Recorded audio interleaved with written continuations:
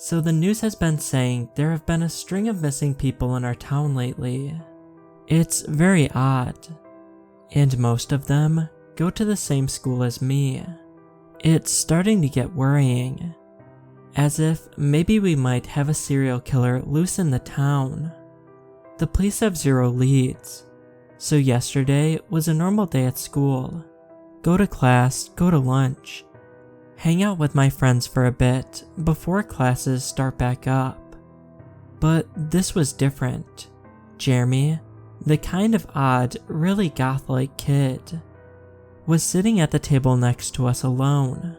I invited him to come sit with us. Just an extension of friendliness. I felt bad for him. He doesn't really have any friends, and is actually a very nice guy if you talk to him. Which I do from time to time. He gets picked on a lot, and can be kind of socially awkward in class, but undeservedly gets made fun of. It's the epitome of that kids are cruel cliche. So Jeremy comes and sits with us. We're not popular, but we're also not outcasts. We're pretty middle of the road in the popularity scale. I tell Jeremy he can have lunch with us, and we talk about the hilarious shirt our English teacher was wearing. It had a language pun type of joke on it. Jeremy let out a really genuine smile at me engaging in conversation with him. I'm not sure I've ever really seen him actually legitimately smile before. After lunch, Jeremy sheepishly approaches me as we're all leaving the common area. It's just the two of us, and all my friends had already made their way to their post-lunch classes. He seemed nervous, but when I gave him a pat on the shoulder and told him I enjoyed our lunch together, he gained more confidence and asked me, "Would you want to come over to my house for dinner tonight? My mom's making a special meal tonight, and I'd love to have you join." I accepted with the caveat that I had to make sure my parents would be cool with it, but I was pretty sure it'd be fine.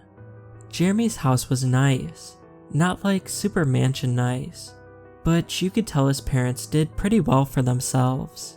His parents seemed so normal compared to Jeremy, but they also were extremely accepting of who Jeremy was and how he was. It truly was a very warm and loving home.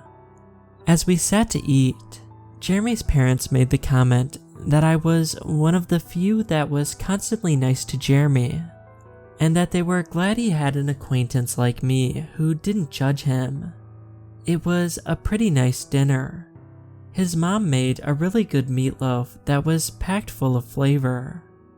Midway through the meal, I brought up the subject of the recent spat of missing kids.